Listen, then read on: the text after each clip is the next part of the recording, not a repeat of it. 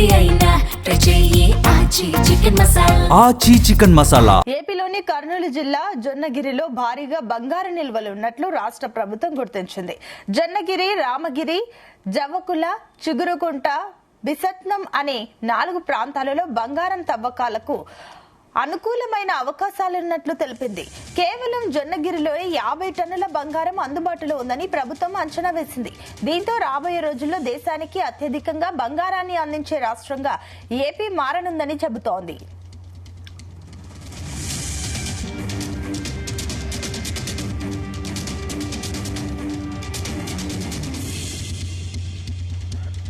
ఇదే అంశానికి సంబంధించి మరిన్ని డీటెయిల్స్ మా కరెస్పాండెంట్ సాయి అందిస్తారు. Sai, good morning Anusha. శ్రీకృష్ణ దేవరాయల కాలంలో రాయలసీమలో రతనాలు రాసులుగా పోసి అమ్మేవారని పెద్దలు చెబుతూ ఉంటారు. అయితే ఇప్పటికే జొన్నగిరి పరిసర ప్రాంతాల్లో తొలకరి వర్షాలు కురిస్తే బీడు భూముల్లో వజ్రాలు దొరుకుతూ ఉంటాయి. వీటి కోసం ప్రజలు కూడా రోజు ఉదయమే ఆ పొలాల వెంట వాళ్ళు అన్వేషణ చేస్తూ ఉంటారు. అలాంటి జొన్నగిరి ప్రాంతంలో బంగారు ఖనిజాలు కూడా లభ్యమవడం విశేషం. ఇప్పుడు జొన్నగిరి ఇక స్వర్ణగిరిగా మారుతున్నందుకు తమకు చాలా సంతోషంగా ఉందని స్థానికులు అభిప్రాయపడుతున్నారు. కర్నూలు పశ్చిమ ప్రాంతంలో వర్షాలు లేక వలస వెళ్లే ప్రజలకు ఇప్పుడు ఇలాంటి బంగారు ఉత్పత్తి కేంద్రం గోల్డ్ మైన్ రావడం ఆనందంగా ఉందని కూడా ఇక్కడ యువత రైతులందరూ కూడా చెబుతున్నారు. అనంతపురం, చిత్తూరు జిల్లాలో కూడా బంగారు గనులు ఉన్నాయని, అలాగే జొన్నగిరి ప్రాంతంలో బంగారం ఉత్పత్తి ప్రారంభం కానున్న నేపథ్యంలో దేశం మొత్తం ఈ ప్రాంతం వైపు చూస్తోందని రాష్ట్ర గనులు, భూగర్భ జల వనరుల శాఖ మంత్రి కొల్లు రవీంద్ర కూడా అన్నారు. సీఎం చంద్రబాబు నాయుడు ప్రారంభోత్సవానికి అంటే ఈ నెల 24వ తేదీన బుధవారం వస్తున్న సందర్భంగా కూడా మంత్రి కొల్లు రవీంద్ర, అలాగే పత్తికొండ ఎమ్మెల్యే కేఈ శ్యాంబాబు ఈ ప్లాంట్ పరిశీలించారు. జియో మైసూర్ కంపెనీ ఇప్పటికే 80% నాణ్యమైన బంగారం ఉత్పత్తి చేసే ప్రక్రియను కూడా పూర్తి చేసిందని, కొద్ది రోజుల్లోనే 100% పూర్తవుతుందని కూడా వారు తెలిపారు. దేశ అవసరాల కోసం మన రాష్ట్రంలో జొన్నగిరితో పాటు అనంతపురం జిల్లా రామగిరి, చిత్తూరు జిల్లాలో కూడా బంగారు గనుల తవ్వకాలకు టెండర్లను పిలుస్తామని వారు చెబుతున్నారు.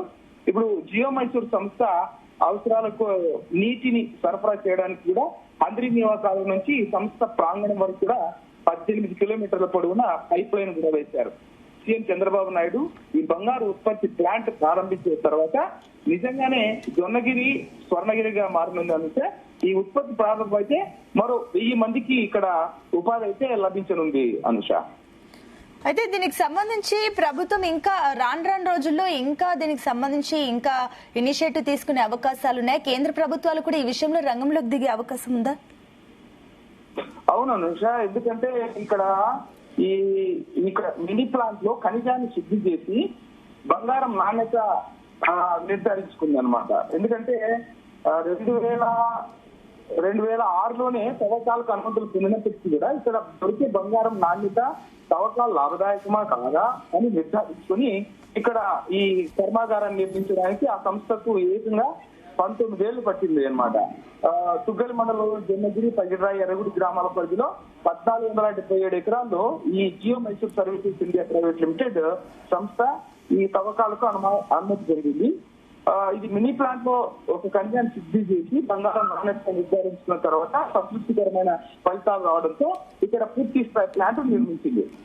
జియో మైసూర్ సర్వీసెస్ సర్వే ప్రకారం ఈ ప్రాంతంలో 1 కోటి టన్నుల బంగారం ఖనిజ నిల్వలు ఉన్నట్లు కూడా అంచనా వేసింది. తూర్పు బ్లాక్ లో అయితే భూమి అడుగున దాదాపు 180 మీటర్ల లోతులో 6.8 మిలియన్ టన్నుల బంగారం ఖనిజం ఉన్నట్లు కూడా గుర్తించింది. ఆ తర్వాత 2043 వరకు ఈ ప్రాంతంలో తవ్వకాలకు అనుమతి తీసుకోవడంతో పాటు ఆ తర్వాత మరో 50 సంవత్సరాల పాటు వాటిని కొనసాగించడానికి కూడా ముందస్తు అనుమతి పొందింది ఈ కంపెనీ. ఇప్పుడైతే భారీగా తవ్వకాలు అయితే చేస్తున్నారు అనుష.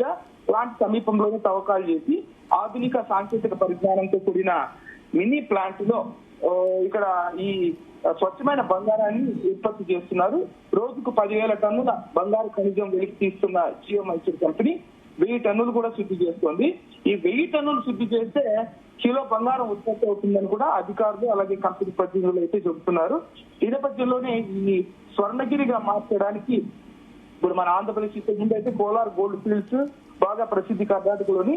అయితే దాని తర్వాత ఇప్పుడు రానున్న రోజుల్లో జొన్నగిరి గోల్డ్ ఫీల్డ్ గా మారుతుందని చంద్రబాబు నాయుడు గతంలో పుట్టపర్తిలోని ఒక సభలో కూడా పేర్కోవడం జరిగింది. ఈ నేపథ్యంలో ఈ నెల 24వ తేదీన చంద్రబాబు నాయుడు చేతుల మీదుగా ఈ కర్మాగారం ఉత్పత్తి కూడా ప్రారంభం కాబోతోంది. దీనికోసం అవసరమైన ఏర్పాట్లు కూడా చేశారు అనేసి ప్రస్తుతం అయితే ఆ ఏర్పాట్లలో మంత్రులు అలాగే అధికారులు కూడా నిమగ్నమై ఉన్నారు. అయితే ఇప్పుడు ఈ బంగారు నిల్వల గుర్తింపు ద్వారా రాష్ట్ర ప్రభుత్వానికి రాయల్టీ రూపంలో కానీ ఆదాయం రూపంలో కానీ ఎంత మేర లాభం వచ్చే అవకాశం ఉంది? దీనిపై అయితే బంగారు ఖనిజాన్ని 2-3 పద్ధతుల్లో శుద్ధి చేసి ప్రక్రియ చేస్తున్నారు. ప్రస్తుతం అయితే 77 ఎకరాల్లో మొదటి గోల్డ్ మైనింగ్ ప్లాంట్ చేపట్టి జీఎంఐకి రెండో ప్లాంట్ విస్తరణ కోసం 1000 ఎకరాలు కావాలని ప్రభుత్వానికి అయితే ప్రతిపాదనలు పంపిస్తుంది. దీనిపై జిల్లా కలెక్టర్ సిరి కూడా ఆ ఫైళ్లను అయితే పరిశీలిస్తున్నారు. ప్రస్తుతానికైతే ప్రభుత్వంతో మాట్లాడిన తర్వాత స్థితి నిర్ణయం తీసుకుంటామని చెబుతున్నారు. సీఎం చంద్రబాబు నాయుడు మొదటి ప్లాంట్ లో అయితే బంగారు ఉత్పత్తిని ఈ నెల 24న ప్రారంభించిన తర్వాత రెండో ప్లాంట్ కు శంకుస్థాపన చేస్తారనే ప్రచారం జరుగుతుంది. మిగతా అవన్నీ అంటే వాళ్ళు బిడ్లు వేసిన తర్వాత వారికి ఎంత అనుమతులు ఇవ్వాలని ప్రభుత్వం నిర్ణయం తీసుకుంటుందని కలెక్టర్ కూడా చెప్పిన పరిస్థితి అయితే మనకు కనిపిస్తోంది అనిష. అయితే కేంద్ర ప్రభుత్వం నుంచి ప్రాజెక్టుకి ఎంత మేర సహాయం అందుతుంది?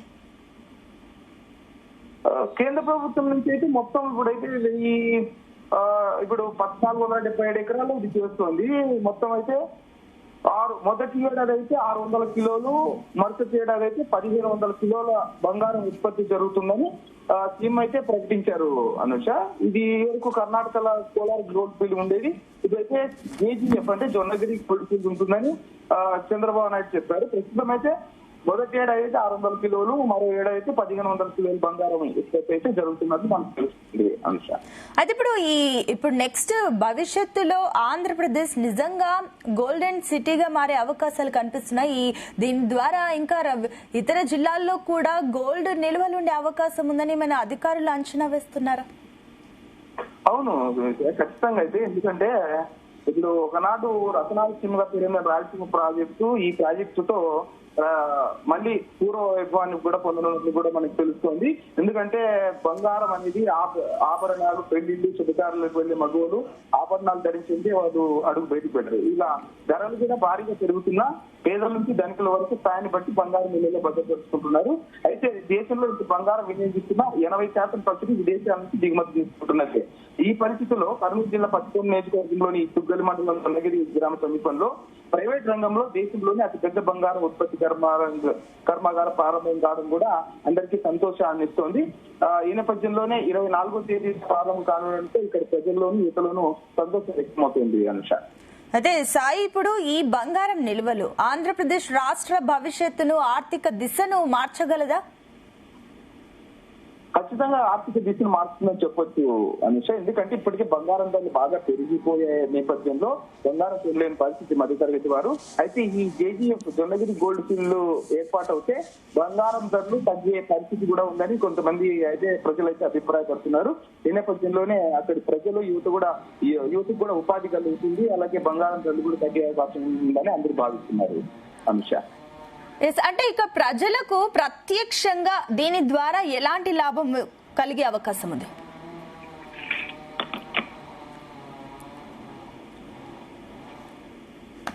Right, thank you.